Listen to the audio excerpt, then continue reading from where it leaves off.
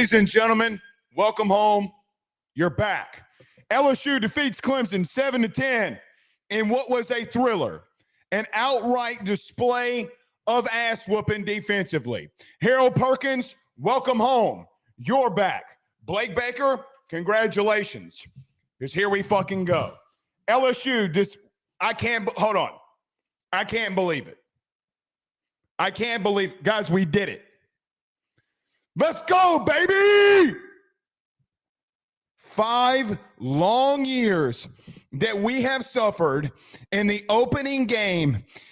Week 1 for the last 5 years, it felt so depressing because you felt great going into the season. You had guys like Jaden Daniels. You had guys like Malik Neighbors and Brian Thomas, and you lose to Florida State after that massive buildup. Last year against USC, 2020 COVID year versus Mississippi State, UCLA in the sissy blue shirts. You went through a lot of pain, and you're fucking back. You're back. That is what an LSU defense is supposed to look like. Get after their ass all night. Be real with you. I mean, I don't think the offensive line played bad. All things considered. Were you way too conservative in the first half offensively and in the second half? Yeah, we'll talk about it. But my God, it feels so good. After what was an absolutely horrible day for the SEC. Horrible day for the SEC. And by the way, you shouldn't have only beat them 17-10. You should have kicked a field goal there before the half, and that Barry and Brown touchdown should have stood. You should have waxed that ass 24-10. TJ Parker, where were you? Clemson's defensive line, quite honestly, where were you? Nussmeier got sacked once. Once. Guys, ball controlling defense will lead you to the playoff. And guys, after the night, the question becomes, can you make it now? We are live. Everyone do us a favor. Hit the like and share. Share to all those groups. If you're on Facebook, to all those social media pages. You're watching us, listening to us on YouTube. Like, subscribe, notification bell, wherever you listen to podcasts. Rate, review, and subscribe. There's a couple of ways to get into the show. Not right now. Do not call into the show right now. Later on in the show, we will take in live call-ins as we do every one of these post-game shows. Want to get involved? Become a member on the YouTube channel or send in a super chat. That's how you can get involved. But nevertheless, we're back. Got a long season ahead of us, but it feels very, very, very good. Harold Perkins out there making plays. Mansour Delane, as advertised. Guys, Mansour Delane, as advertised. A.J. Halsey, as advertised. TaMarcus Cooley, didn't make the tackle there at the end. Had a hell of a game. P.J. Woodland, the 3-star. Oh, 3-star from Mississippi. Hello. And quite honestly, guys, they couldn't run the football. Don McKinley was whipping that ass. Guys, Don McKinley was whipping their ass. Got to be real with you. Whipping that ass. And everything that you thought that you were going to do offensively going into the game, you didn't. You didn't. Anyway, all right, every post-game show is brought to you by our good friends over at FanDuel. This year, we are brought to you by our good friends over at FanDuel. You can go over there now, do you believe, if LSU is going to win a national title. What you do, go sign up with our good friends over at FanDuel. Bet responsibly. When you bet responsibly. Got some extra income after tonight? Go over to FanDuel, #1 sportsbook inside the state of Louisiana and the United States of America. Sign up. Garrett Nussmeier looked flawless. Hadn't gotten to him yet. Want to sprinkle a little bit on that Heisman. After Alabama and Texas got those cheeks clapped, I don't know. FanDuel might have to put LSU on up there. But go to FanDuel. Every postgame show brought to you by our good friends over at FanDuel.com. Have a problem, call 1-800-GAMBLER or go to FanDuel.com/RG. I see the Super Chats are flying in here. We'll get to them in just a moment. But let's break this game down. Before I break this game down and we recap it here, a couple of things I want to know before we get started. There was a thought during camp, and it was my last key to victory on Thursday. The thought process was, hey, if the Garrett Nussmeier that we have seen this fall camp, the guy that's been checking things down, the guy that stood up tall in the pocket and made some throws, the guy that would pull a zone read and go get a first down. Guys, tonight you saw it. The second-year starting quarterback did exactly what he needed to do. Now, moving on down the season, number 18 is going to have to take some more shots deep. I don't think that you can go all season without taking some more shots deep. But I say that, you set them up, you take a shot to Barryon, should have been 6. Again, guys, quite frankly, you should have beat him 27-10.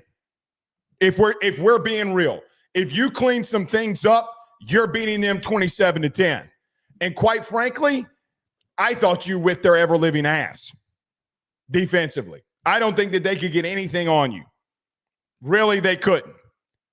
So the thought process was, if Garrett Nussmeier translate what everything that we talked about during fall camp, if that showed up on Saturday and in every single game that you play, you're going to win.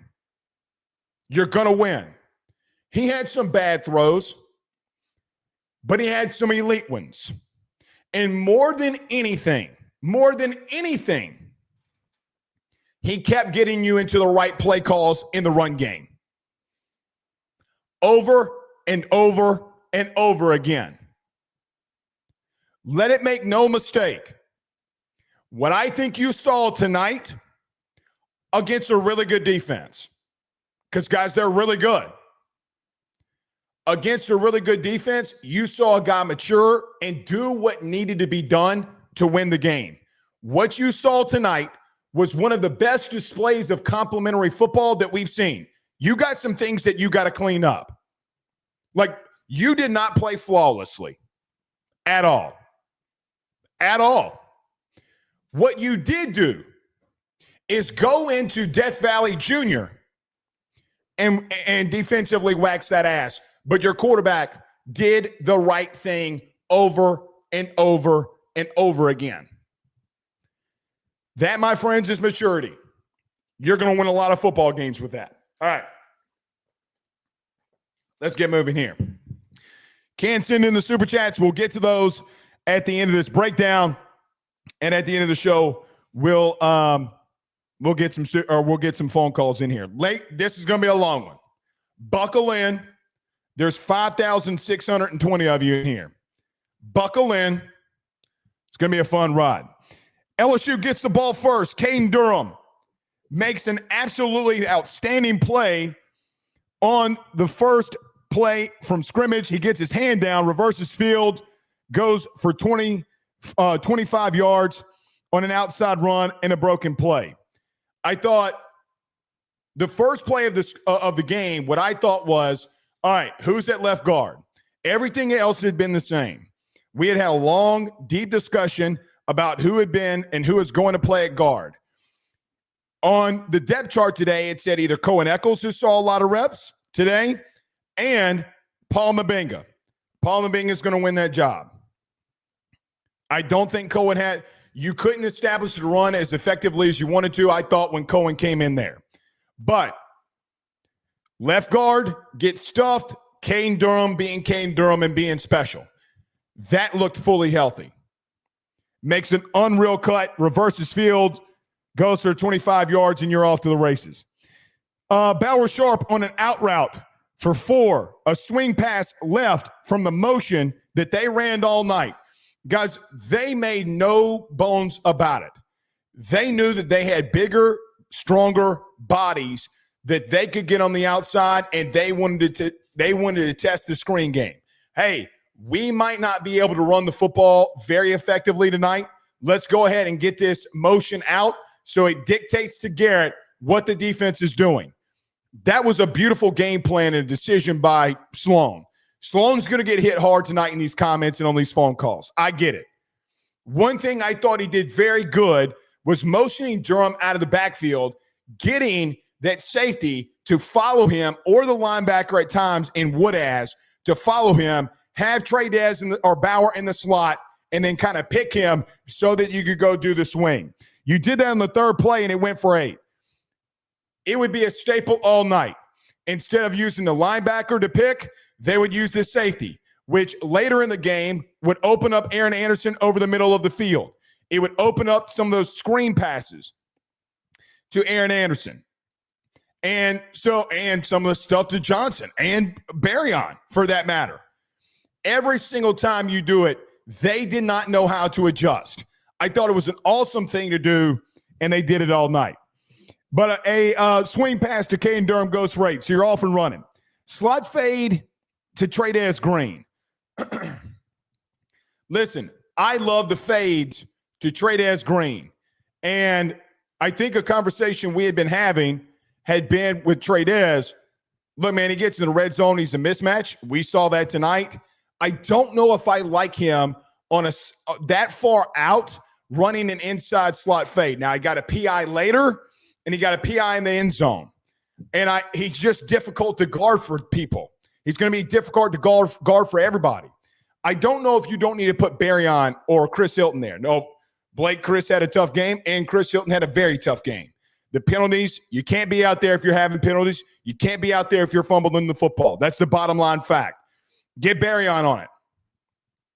You're that far out. Let's get some speed. But inside slot fade to Trey Green is missed. Tackle for loss on Caleb Jackson as he's receiving the handoff. Paul Mabenga. I thought Paul had an interesting night. Either they were really getting to him or he was making some really good plays. He was slow off the football. And Caleb Jackson, I'm just glad he didn't fumble. So you got an inside slot fade and a tackle for loss for -2 with Caleb, or -1, -2 with Caleb Jackson.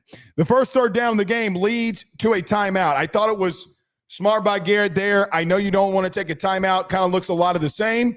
It was clunky. Garrett clearly could not.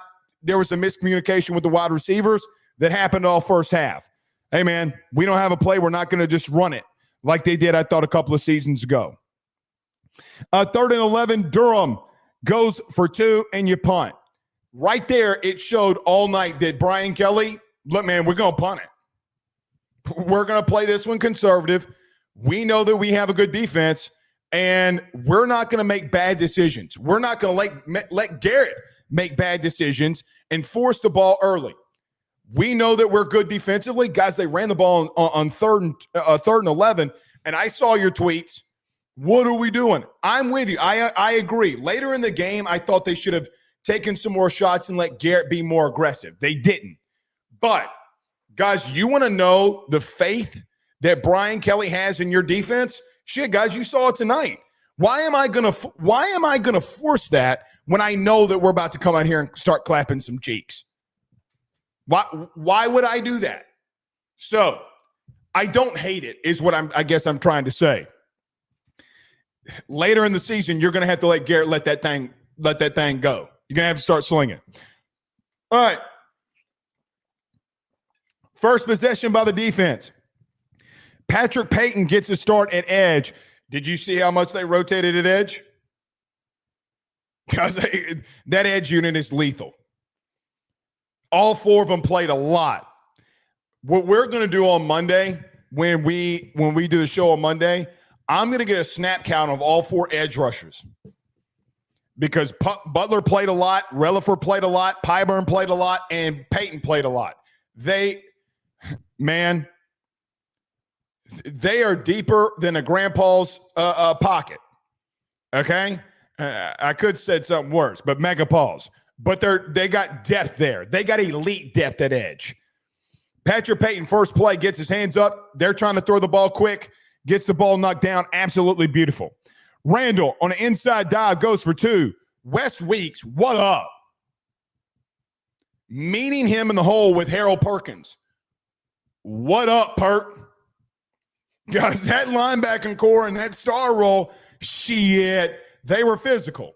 And it was interesting to see early in the game how LSU was going to play this. Harold Park didn't come off. Shit. Why is Park going to come off? Guys, you are so versatile at linebacker. You ran basically. I know Park is a big slot. You basically ran a 4-3 hybrid. I mean, really, if you want to cut it down to it, it's what you're doing. And Perk and West met him in the hole, all 235 pounds, and clapped him cheeks. Clapped him. That's when you knew. You should have known early that shit was going to get different. I tried to tell you, this defense is different. 3rd and 8. P.J. Woodland comes from the short left boundary. Blake Baker sends a corner blitz from the boundary. P.J. Woodland, hello. Guys, we have been asked more than anything on this show about who is going to be that other boundary corner. And if you've watched this one, we're like, and even on Saturday when we talked about the scrimmage, guys, it's only been P.J. Woodland. It's only been P.J. Woodland the last 2.5, 3 weeks. He comes off from the corner blitz. Great call by Blake Baker. And I gotta be real. Hell of a communication and hell of a coverage by Jordan Gilbert, who replaced P.J. Woodland on that blitz. Guys, I mean, it's elite stuff. But P.J. Woodland comes from his corner spot, gets a sack on K. Klubnik, and they would have to punt. You start off the game with 1 3 and out. Remember that statement, 3 and out. We're going to say it a lot here tonight. Clemson would punt. You would get a special teams hold. C.J. Jim Coyley, they called it on. I didn't see that. I didn't see the hold on him. I mean, I guess it was. Who knows? Second possession for the offense. You do a shuffle pass to Juwan Johnson. Very clear early that they were going to get Juwan Johnson involved. This whole BK going to the press conference last week and saying, Juwan Johnson, we're going to try to play him 4 games and then sit him. Bullshit. No, you're not. No, you're not. You don't trust Harlan Berry right now, and you ain't sitting Juwan Johnson. Not right now, you ain't. Maybe as the season goes on, but bullshit you are. But a shuffle pass to Juwan Johnson goes for 3. I thought it was a smart play call. Didn't get the yardage that you wanted. Guys, they're roaring upfield. You try to throw screens on them. Hey, man, you want to send the pressure? You want to send the heat? We're going to throw screens on you. It's a great game plan. Shuffle pass works for about 3. RPO hitch to Bauer Sharp and a catch and fumble. I mean, guys, it's a fumble. I mean, the ball is moving when he's going down. I thought Bauer Sharp had a bit of the dropsies tonight. Whoopsie. Like it's Mortal Kombat. You can't fumble the football. Turnovers have plagued this team over and over and over again. Doesn't matter where they come from. It does not matter where they come from. You cannot fumble the football. Guys, last year you easily could have been 9-3 and at best 10-2 a season ago if you did not turn the ball over as much as you did. Tonight, you started off early making some bad mistakes on the road. Guys, they would wind up getting 3 points out of this because they would scoop and return it. Outside of that, you give up a touchdown. Because they're not, I don't know, based off of the other 11 possessions that Clemson had offensively, I don't know if they can march down the field and get 3 points there. Like they got 10 points tonight, but 3 of them are only based off of your mistake. Only off of your mistake. So say what you will, do what you will. You can't fumble the football there. But you know what complimentary football does? You turn right around and do this. You get your second, third, and out. Harold Perkins on the pressure. Hits Cade Klubnik. Pass falls incomplete. Guys, Harold Perkins was all over the place in camp. All over the place. He was all over the place again tonight. He spied. He blitzed. He made Cade Klubnik's life a living hell. A living hell. Tonight, Harold Perkins did what he wanted. Did it on the second drive. Pressure, and Klubnik gets the hit. Incomplete. Boundary fade by Wesco is missed. Jordan Gilbert jumps up. Ball's out of his reach. Unable to make the grab. Third down. I thought really good coverage by both of them. Mansour Delane and, for what it's worth, Jordan Gilbert just can't make the play. Really bad throw. It is what it is. 3rd and 10, Randall would run. No gain. Patrick Payton comes from the backside and makes the play.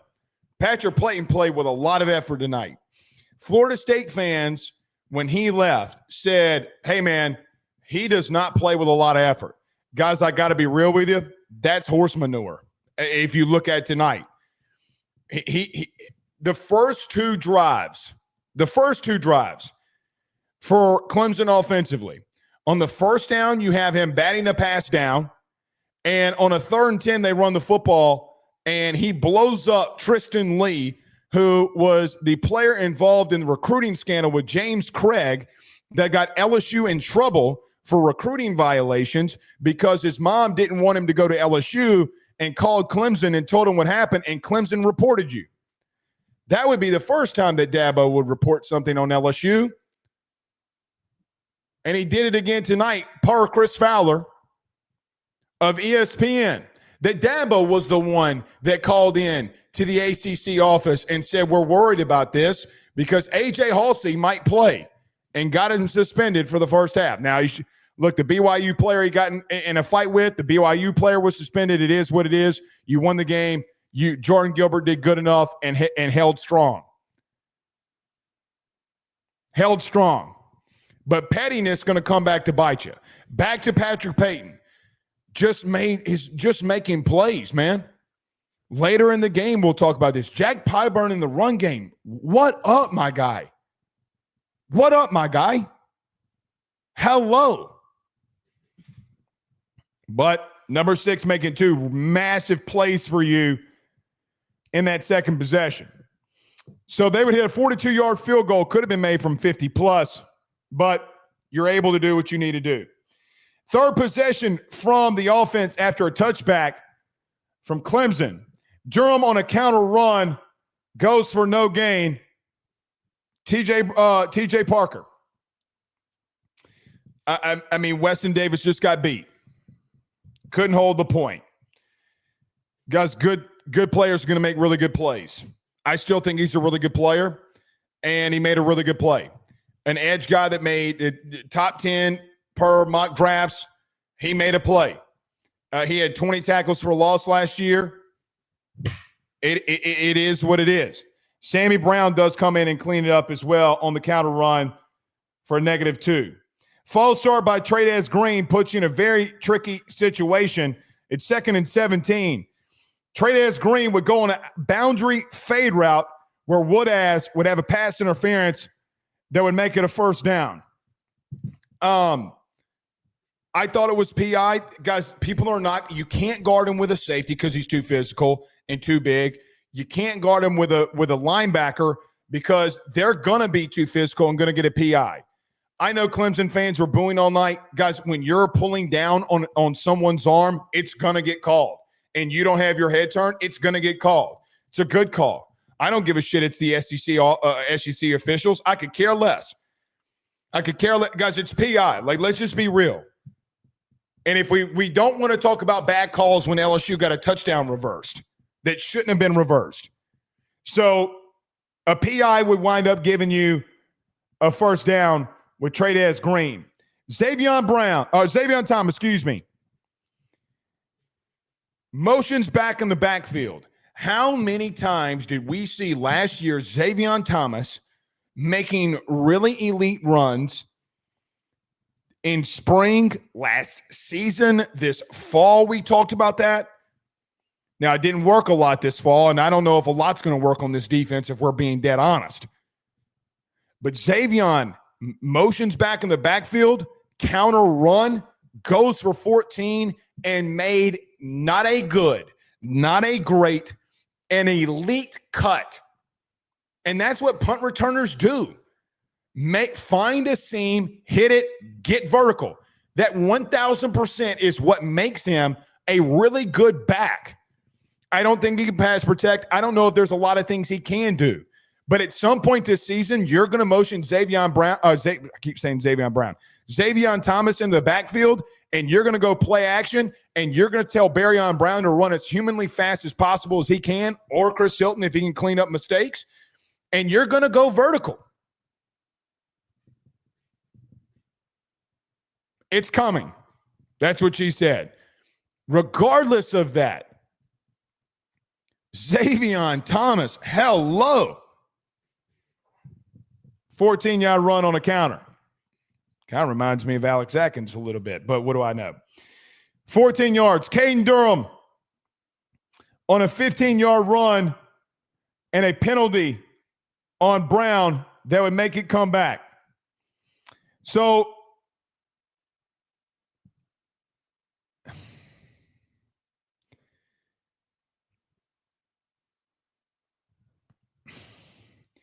I thought that you got they got ticky-tacky on that, to be honest with you.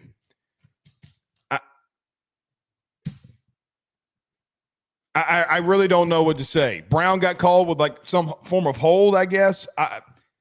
I mean, I really don't know.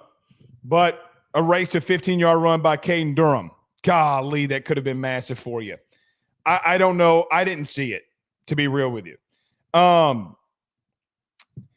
They would wind up picking it up and saying it wasn't a holding. They would say that it was a legal procedure, that he was moving when he was on the line of scrimmage. I mean, pick one. What is it? Pick one. I mean, you can't have two guys on the line of scrimmage anyway. He motions out, and you have Chris Hilton in the slot that's on the line of scrimmage. So you can't pick up the holding because he didn't block anybody, and then you call illegal motion. It'd be 1st and 15 after you just got 15 yards on a really good run by Caden Durham, who hit a backside hole and got 15. LSU would call a timeout, and I don't know what happened here. It looked like they couldn't get lined up on the very next play, and Brian Kelly is chewing out Chris Hilton. Chris looks like he's trying to explain something. I don't know what was going on with that far boundary ref, but he made some very, very bad calls for you tonight on the Clemson side. But they call a timeout. Chris Hilton goes out. Durham on a zone run for 6 would make it 2nd and 9. Durham run right up the middle. Golly, Caden Durham. This is the one that Brian Kelly loses his shit on. Could have cut it back. But 2nd and 9 goes for no gain. 3rd and 9, an out route to Aaron Anderson falls incomplete, and you punt. 3rd possession defensively. Jet sweep is ran down by Harold Perkins. Gain of 5. TJ Moore was the one who got the jet sweep. Clemson would then have to call a timeout for themselves. Play clock running down. Randall would go for 7 right up the middle on a dive play. Wesco drag route for 16. PJ Woodland on the stop. Look, man, guys like Wesco and those guys are going to make their plays. I thought P.J. Woodland on a drag route being right there with Wesco, I think it just good versus good. And sometimes you got to tip your cap. They get a first down after a good run by Adam Randall. You got a drag route by Wesco, who's their number 1 wide receiver. And P.J. Woodland was right there on the deep drag to make a tackle. It is what it is. Anything you can do, I can do better, I guess. But P.J. Woodland had a really good night. Brown on a hitch route goes for 7. Tamarcus Cooley flips him up in the air and drops him. Then Clemson would turn around with a false start to make it 2nd and 8. Moore on a hitch route goes for 10 on Mansour Delane. So you pick up a first down there. Gideon is hitting the backfield. The freshman running back on a Harold Perkins blitz and a tackle for loss by Perk. Guys, they're sending Perk off the edge a lot, and they are letting him dictate some free roaming shit. If he sees that his guy is blocking, that his number is blocking, on third downs, he would spy Cade Klubnik. And if he saw a running back was getting a handoff, he's coming with reckless abandon. And he gets a TFL on the freshman running back.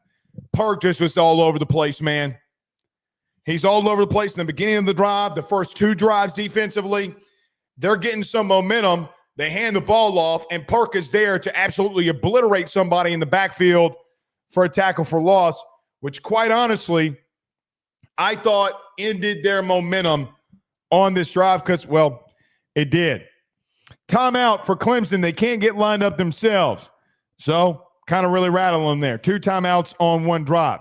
Quick screen is dropped by TJ Moore, or TJ Parker, Moore. Excuse me, it was Moore. Quick screen by Moore is dropped, which would force a 3rd and 12, Klubnik would run and be tracked down by Jordan Gilbert, who makes the tackle in the open field. Guys, I thought Jordan Gilbert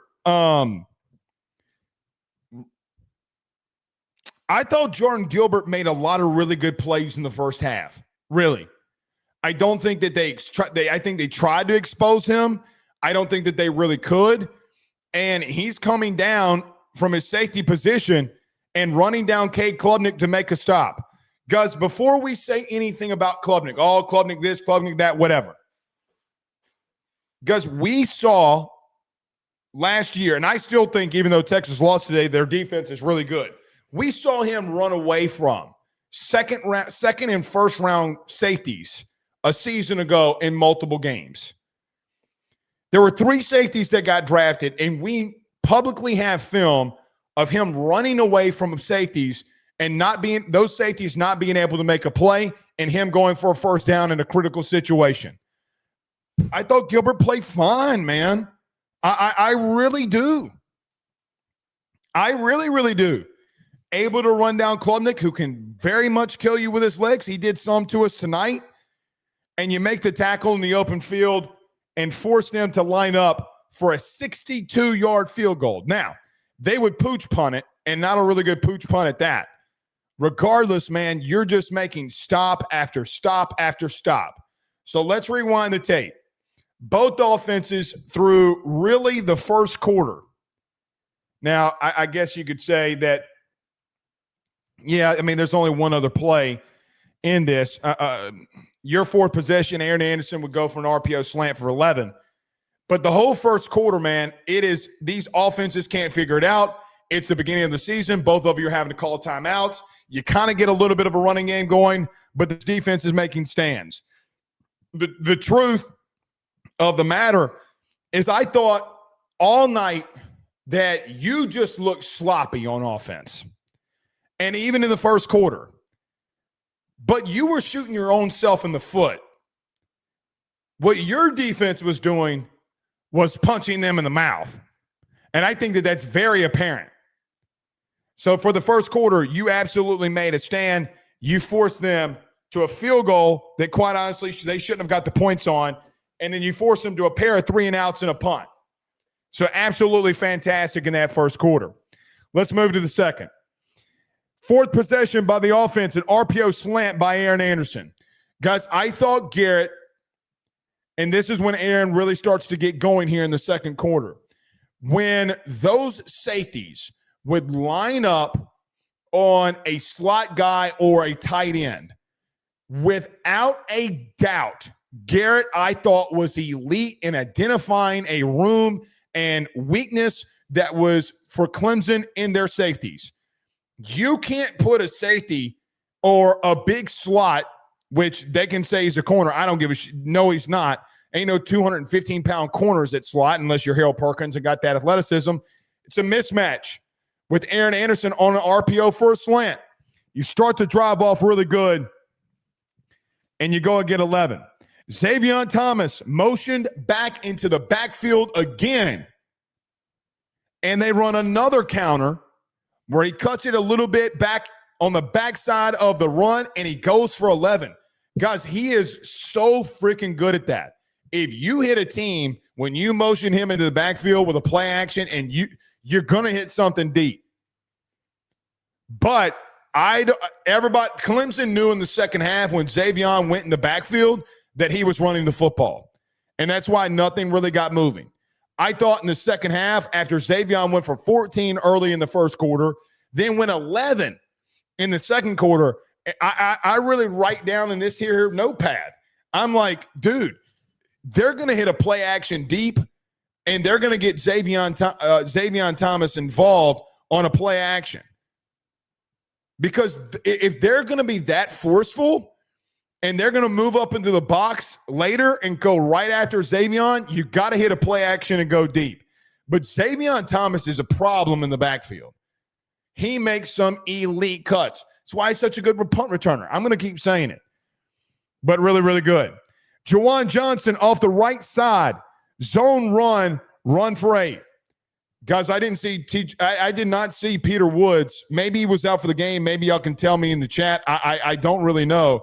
Didn't see him a lot tonight. I thought the time that he was in, Juwan Johnson goes in a basic zone dive, and got to give Josh Thompson some flowers here. Talking about clapping some cheeks up front. Let's get this running game going, baby. Now, I will tell you, this offense, specifically this offensive line, this entire camp worried the shit out of me. We went to 14 practices this year, and in those 14 practices, this team could not run the football on your defense. Now, the superlative was, hey, is our defense that good? Guys, they ran for 31 yards on you tonight. 31. I think your defense was just that good. The fourth drive in the second quarter, you got this thing moving on the ground. You got to run for 11. You got to run for 8, 19 yards and 2 carries. I don't think we had 19 yards and 2 carries in back-to-back runs against a ranked opponent last year, all season combined, much less having it against Clemson. Josh Thompson clapping them cheeks. Peter Woods didn't want none of it. Didn't want any of it. That's what you talk about, some physical running right there. Xavier Thomas on an in route goes for 19 yards, attacking the middle of the field, man. They go zone for the first time of the night. Garrett absolutely reads it. Xavier Thomas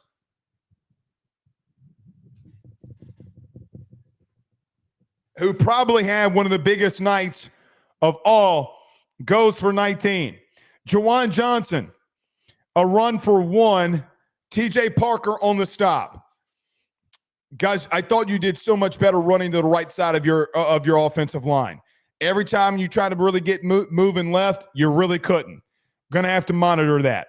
But Juwan Johnson goes for 1. TJ Parker on the stop. Next play, Garrett Nussmeier, deep play action, guard pulls, kicks out an end, and Will Held, the transfer from Purdue, who you wanted,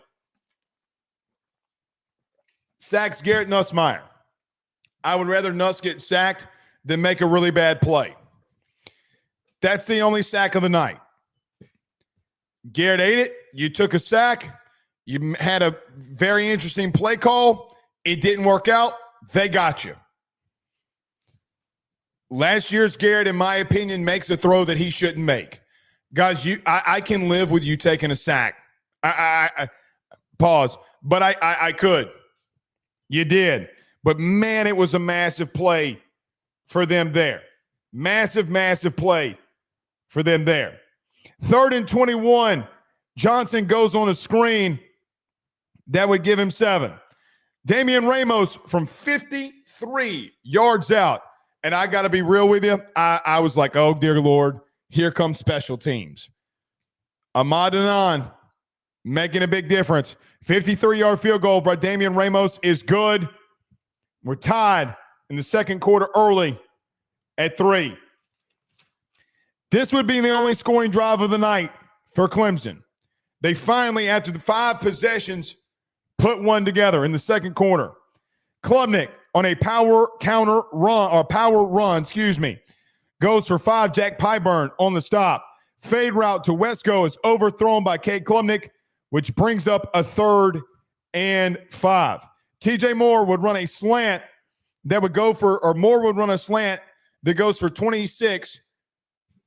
And I want to stop right here. Guys, in the past, when you had these 3rd and 5 situations, these quick throws early in the season, early in games would be completed, and your safety play and your linebacker play was not good enough to be able to slow someone down, even though it's a big play, and make a tackle. West Weeks runs down one of the fastest slot receivers in the country, tracks him down, and makes a tackle. Now, I know this drive would result in 7 for Clemson, but you made them shoot everything they had. They got to go for it on multiple 4th downs. But effort will always win. Always. West Weeks had a great night tonight. A very, very good night tonight. So Moore goes on a slant for 26. You knew coming into this game that they were going to make plays, and they did. Gideon, the freshman running back, on a dive inside, goes for 3 yards. West Weeks, there he goes again on the stop. Cade Klubnik is flushed out left. Gabe Rutherford on the pursuit. Scrambles, makes a couple of jukes, and goes for 9 and gets a 1st down. Run, no gain by Gideon. Harold Perkins meets him in the hole. Deep dive left. Harold Perkins is on a blitz, meets Gideon right at the line of scrimmage, and absolutely just roasted his ass.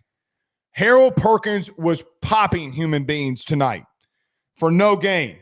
Just so freaking good, man. Perk in this star role, I'm telling you, dude, it is otherworldly. It is otherworldly. But he gets a stop for no gain on 1st and 10. Klubnik would scramble, would juke West Weeks out in the open field, goes for 9, and you got a 3rd down and a run for 1, or 3rd and 2, So run for 8. So it could have been a scramble for 9. So 3rd and 2 after the Klubnik scramble for 8. And Tank Guillory makes a massive stop on Randall. They only get a dive or gain of 1 on a dive run. 4th and 1 is brought up and a drag route on a big catch by TJ Parker. The pick play, not TJ Parker, TJ Moore. The pick play on Mansour Delane on the 4th down. I guess it's a rule that you can do a pick behind the line of scrimmage. It's a bullshit rule and a bullshit call, but Mansour Delane on a pick route gets picked, and Moore goes for, or Wesco goes for 1st down. That's a penalty. I know you can say it's behind the line of scrimmage. I get it, but man, that's really close. I clearly did not agree with the call. Clearly. I thought it was dog manure, to be real with you. Complete dog manure. But it would get him a 1st down on 4th and 1. Klubnik tried to throw. He gets flushed by Patrick Payton. Tries to throw it away, but he was down as Harold Perkins comes in and makes the stop. They officially give Harold Perkins the sack. So they get a break. Harold Perkins turns right around and gets a sack for you on Cade Klubnik. Guys, he is just so lethal. We're going to keep saying this. We're going to keep saying this. I mean, Perk had, I think, 2 sacks on the night, maybe 1.5. Depending on how you score it. But Perk gets his 1st sack of the season and 1st sack of the night. I thought they were going to give him the throwaway. They don't. His knee was down. They backed the ball up. Brown on the outside on a hitch route goes for 12 yards, and you got on a seam route goes for 12 yards, and you got 4th and goal from the 2. Adam Randall would bust it in for 2 yards and a score. Guys, against good teams, you're going to give up touchdowns. You're just going to give up touchdowns. They put a really good drive together. They had to go for it on 4th down multiple times. You kept making stops. They just were able to use some creativity, the little pick play. You get a sack. You get an inside seam. You go on 4th down. Adam Randall busts one in, and you get it. It sucks. It is what it is, but that's the only thing that they gave up all night. All right, let's get to LSU's last drive before the half. 6th possession by LSU. Nussmeier is flushed and misses Caden Durham on a check down. Nuss on a zone read. Biggest play of the night. All right, let me not say biggest play of the night. One of the biggest plays of the night. Zone read by Garrett Nussmeier. Now, I know that there is a video on Twitter and TikTok that got over 500,000 views on SEC Unfiltered of me. It's there. You can go see it. Of me saying that Garrett has got to get respect from defenses that on these zone reads, he will pull one and go get yardage. Guys, the end stopped collapsing on some of these zone principle stuff and zone principle reads. In the second quarter, Garrett pulls one on the zone read and goes for 11, dives for the first down. Teams in your run game will get respect if number 18 pulls one and goes and gets 11. They didn't do it again. So, some of the maturity stuff that we talked about all the way an hour ago, 50 minutes ago, about Garrett, shows up right before halftime. Guys, last year, that Garrett does not make that read. He gives the ball all the way, and you get stopped. In crashes down. Garrett Nussmeier pulls it and goes for 11. If they're not going to respect it, you got to go beat them. You're down 7. It's 10-3. They shouldn't have 3. But regardless, it's 10-3. If they're going to do stuff and make you get numbers, you got to make the smart, disciplined plays.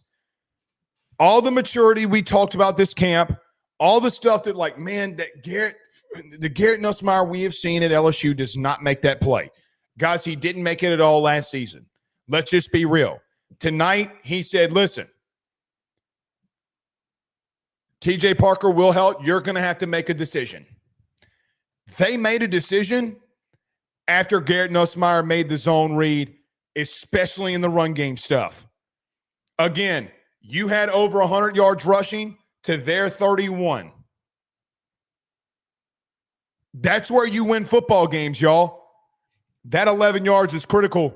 That end's not coming crashing down anymore. Barrion Brown on a hitch route. It looked like it was PI. They didn't call it. I mean, he's literally fighting for his life to get off of the Clemson DB. I mean, how someone can literally pull on your jersey and you not see it and you not pull a flag is beyond me. But it sets up a 3rd and 10. This could have been one of the plays of the night. Barrion Brown runs a quick out route. Garrett Nussmeier is flushed and hits him on a check down. Instead of cutting it outside, Barrion Brown uses his shiftiness and gets back into the inside and gets a first down, goes for 12. That is elite shit. If they are scared of your speed, you have got to take advantage of it. Guys, go look at it. All night long, they kept 2 safeties back. They were worried about your elite speed. They were worried about it. They did not want, even on 3rd and 10, they didn't want to walk down on you at all. They played conservative. And Barrion Brown made a hell of a play. Garrett Nussmeier made a hell of a play. Now, let's talk about why he got flushed. A couple of plays before that, DJ Chester had to come in at left tackle. I have not seen DJ Chester at left tackle all season, all camp. I have not seen him take a rep all camp at left tackle. Carius Kern had been there. They did not throw a freshman out there. They went with DJ Chester. What is critical on this 3rd and 10 that helps and gives Garrett enough time, go back and watch it, to run and hit Berryon. Trades Green gets enough of TJ Parker to where he can't come off the edge, and Garrett has enough time to make a play. It is so smart by Trades Green. There are not assists in football. If there were, the old basketball player Trades Green would have gotten one there because he shoulder checked TJ Parker and he doesn't get the pressure. Overall, mature play. Great play by Garrett Nussmeier. Fantastic play by Garrett to get the first down, and a great run after the catch there from Berryon Brown. So really, really good stuff. Really, really, really good stuff there. So you get a 1st and 10. Durham on a check down goes for 11. So on the very next play, Caden Durham would get involved and help out DJ Chester at left tackle. In that,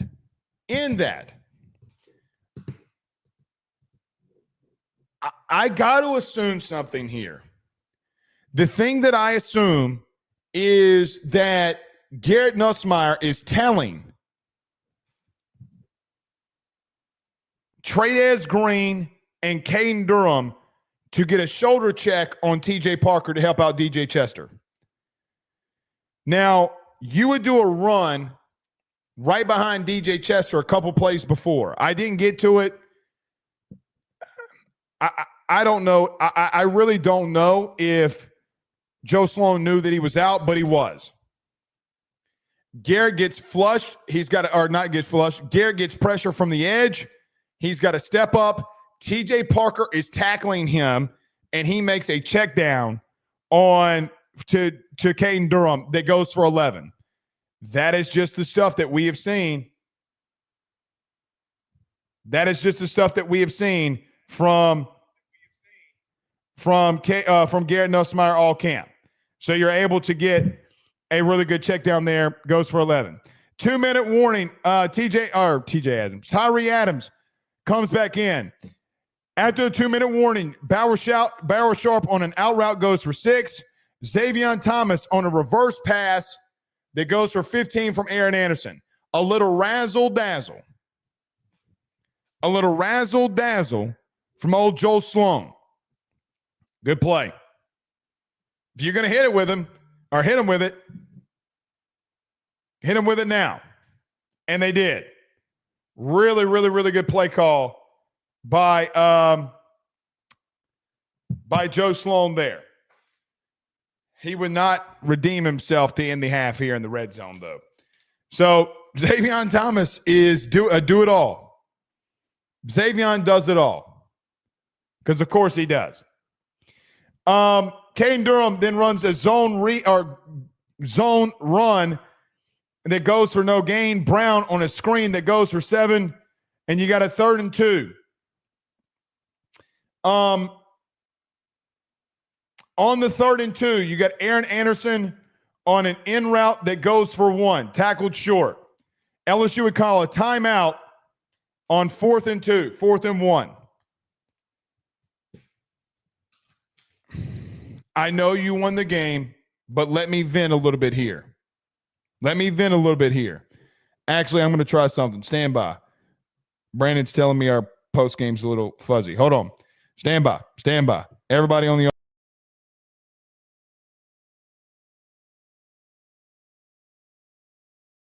get this fixed. Here we go. Let's try to get this fixed. But you got 4th and 2 going to the end of the second quarter here. You should have gotten the points. I know you won the game.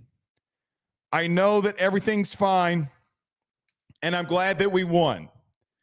We got to talk about what happened at the end of the first half. of all the people that you are going to get to run a screen to end the first half, why in the hell are you getting Chris Hilton to run it instead of Barian Brown or Xavier Thomas? It is not Chris Hilton's game to go east and west. It is Chris Hilton's game to go north and south. The first overall thing here is BK almost outcoached himself here.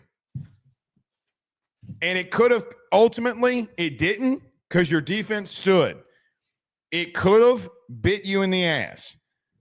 And there will be times this season with calls like that bite you in the ass.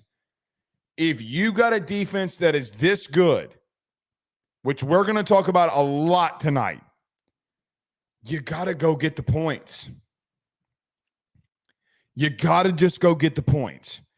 Because let me tell you what I think was happening here. Number one, I think that you were pressing way too hard. You got this 1,000-pound gorilla on your back, and you're trying to get it off. So you're trying to go get 7. But you didn't manage the clock good enough at the end of the first half. Everybody knew that you were throwing the football. And if you're going to go for it there, which I don't mind people being aggressive. What I mind is what you called there. You have no timeouts.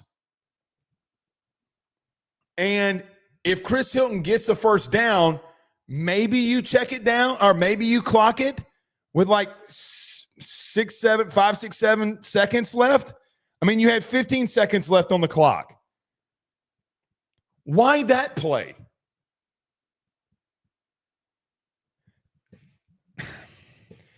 It does look like Garrett checks into something.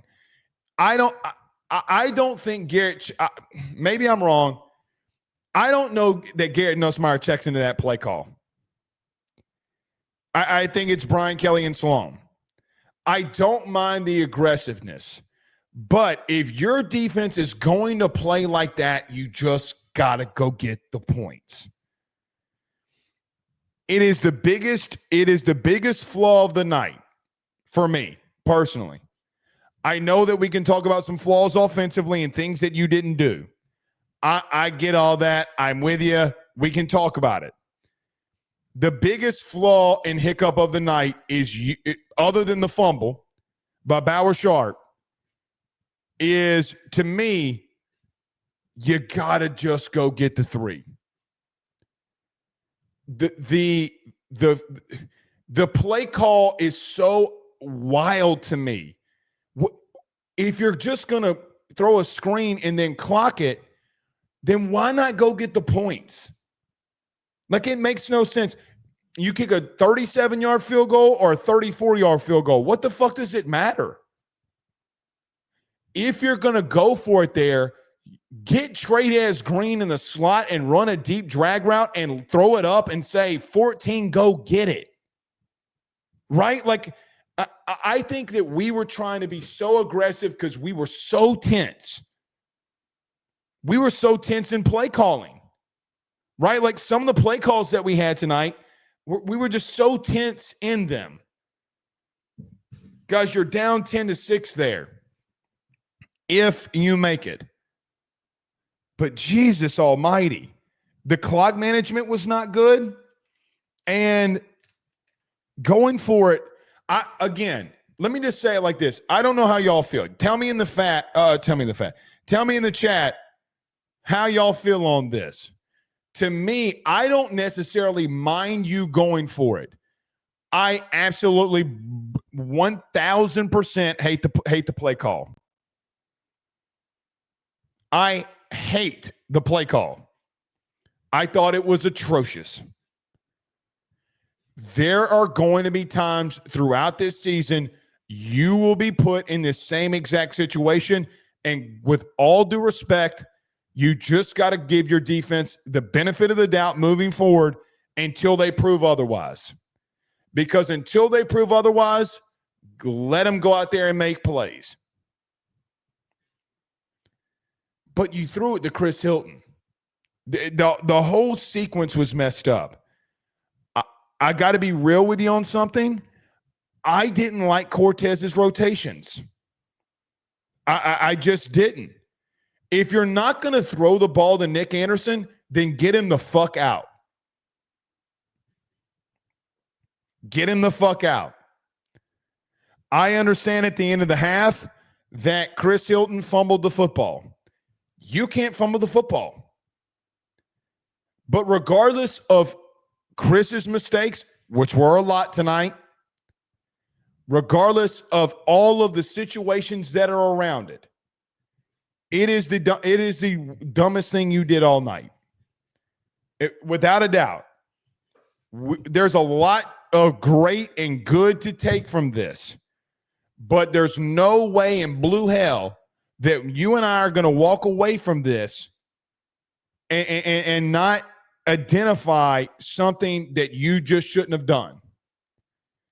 Guys, it could have easily been 31-7 in this game. You just kept shooting yourselves in the foot, really. Really and truthfully.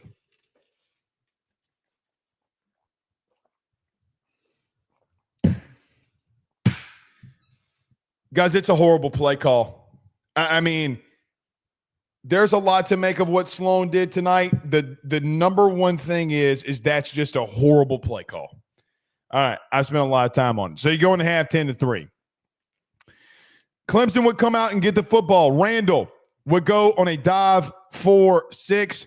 The Week brothers make the tackle. Whitweeks would come out after the play. 2nd and 4, a slant by Moore gets broken up by Mansour Delane. Mansour Delane is as advertised, y'all. He's as advertised. He's so freaking good. Would lead to a 3rd and 4. Pat Henry, the tight end, with a deep drag. A.J. Halsey comes in on the stop. Really good play by Halsey. They ran a drag right to the marker, got the first down. Your safety, who missed the first half, made his presence known. It was the play where A.J. Halsey had the massive hit, flipped the dude, and he made the catch. If you throw a deep drag and your tight end goes up in the air and your safety hits him in the knees and he goes flipping like a fish, like in Free Willy, when you're feeding it to, what was that damn Willie, the orca, he goes flopping up in the air and shit, and he holds on to it, good on him. I told you A.J. Halsey was going to hit somebody's ass. Ask Caden Durham what he thinks about A.J. Halsey. Go ahead and ask him. Didn't take him 3 plays, and he lit somebody's ass up. Spanking that ass. I'll live with that. You made a good play. Good for you. You paid for it. You paid for it. Fade route to Wesco. P.J. Woodland's right there in coverage, but it is complete. He goes down to one knee. P.J. Woodland strips the ball, but they call him down, and his knee was down. Klubnik on a draw gets stopped for no gain. Whitweeks sheds a block from the center and makes the play. If Whitweeks does not make a play on the Klubnik draw, he's going for 15-16. There's nobody in the middle. Great play by the Honky Badger. The Honky Badger played great tonight too. Long live the Honky Badger. Everybody in the chat with me. Go ahead. Honky, honky, honky. Honky Badger. Really good play by the Honky. Moore on a fade route is incomplete in the end zone. Mansour Delane is in coverage. 3rd and 9, timeout by Clemson, which would lead to a 3rd and 9 coming out of a timeout. Cade Klubnik is flushed by Patrick Payton and a host of defenders. Harold Perkins on a spy, a throwaway. Harold freaking Perkins on the pressure, and you make a stop. Clemson would line up for a 42-yard field goal that would go right. No good. This defense is something, man. There's something. sevens all over the place. Your linebacker core is good, dude. They flighted the football. You're good. They made a couple of really good plays by some really good receivers. You lit their ass up. They made some good plays. Good on them. It's what you expect them to do. Field goal's no good. Offense, on their seventh possession, they started off with a holding call by Weston Davis. Run by Caden Durham goes for 3. It's called back on holding on Weston Davis. A middle screen goes to Aaron Anderson. Guys, I thought these little screens that they ran were flawless. Now, what's interesting about some of these screens, I wonder how much pressure this takes off of Garrett. I wonder how many teams see this this film, especially in 2 weeks when you go up against Florida and like, hey, man, all right. I mean, you better be disciplined. You better be very disciplined.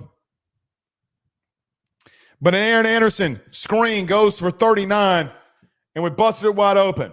A drag route by Aaron Anderson goes for 14. So on 3 plays, you have a holding, then a 39-yard screen in the middle by Aaron Anderson, where he was kind of pushing defenders. He really wanted that one.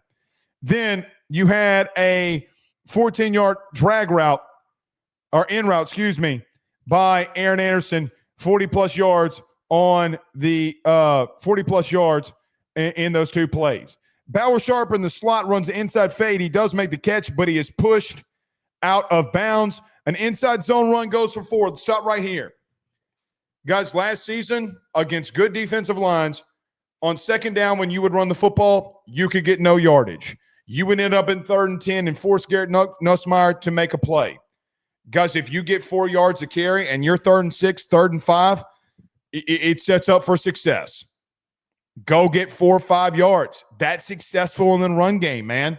So freaking successful. So it brings up a 3rd and 6. 3rd and 6, Nussmeier is flushed. Goes across his body and hits Kyle Parker on an in route. Every Parker is TJ at this point. But Parker, it's my first game too, so I'm going to have some mess ups. Kyle Parker on an in route. As Nussmeier gets flushed right, he throws back across his body to wide open Kyle Parker that goes for 13. Garrett Nussmeier, man. You guys, I'm telling you, you're seeing high level maturity from 18. Hey, man, I got to get out. All right, let's see if I can make a play. Oh, there goes Parker across the middle. In route. Bam. Bam. Really good play. Teams are going to back off of you. They're going to back. The rush will stop. I'm telling you, it will stop like it did in the second half. They were exhausted. You gassed that defensive line in the second half. You gassed them out. Just such a good play by Garrett. I don't care that he didn't throw for 350 and 4 scores. I don't care. He just kept making the right play. None bigger than this 3rd and 6 right here.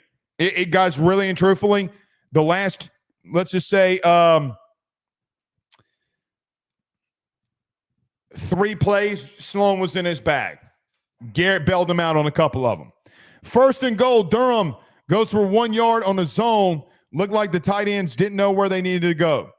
A fade route on the far right boundary to Tradez Green is a pass interference. On back-to-back plays, Paul Mabinga, Peter Woods almost really wrecked some shit, and he didn't. You were able to get the ball out in time. So a run for 1, stop by Woods, and then a 2nd and goal, you get a PI, but Garrett is under duress. So you get a 1st and goal from the 2. 1st and goal, you get a 2-yard in route or 2-yard in route that is incomplete, and you go from 2nd and goal from the 2-yard line, and LSU would tie it as Caden Durham gets in for a score.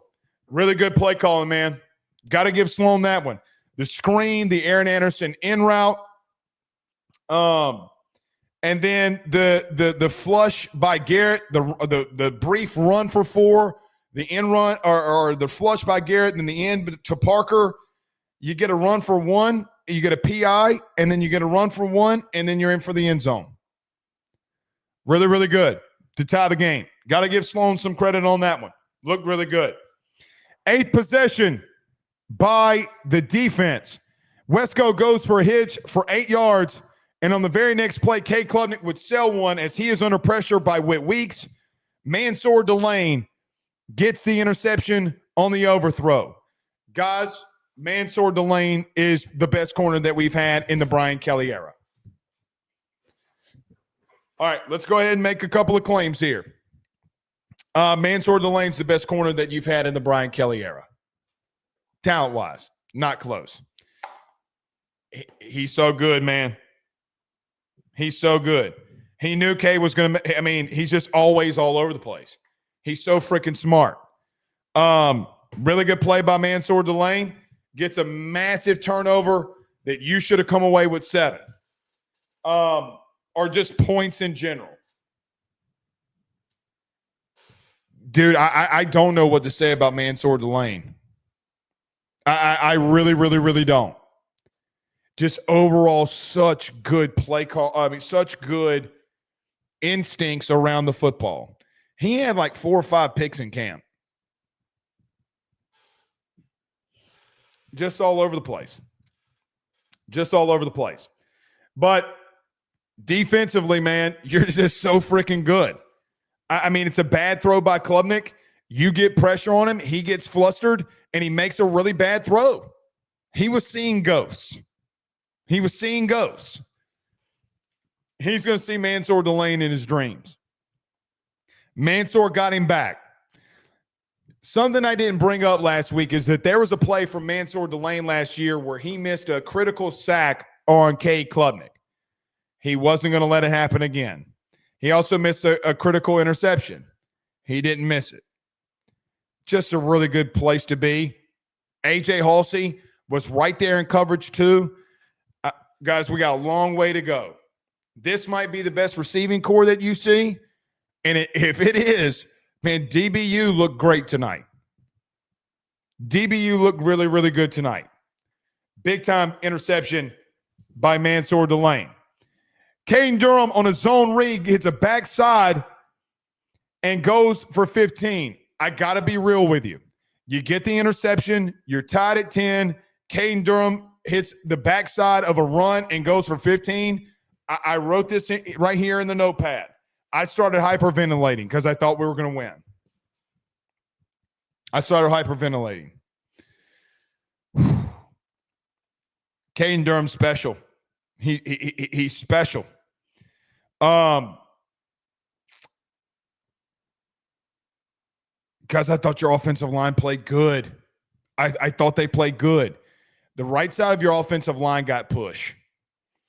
And you're trying to run the ball left, and Caden Durham cuts one back right behind Josh Thompson, and you got 15 yards. This right side of the offensive line got pushed. They ain't get pushed on their own defense because, guys, we got to have a discussion at some point either tonight or next week about Don McKinley. Shit. 96 came to play. Didn't make any real plays. He dominated in the run game. Dominated.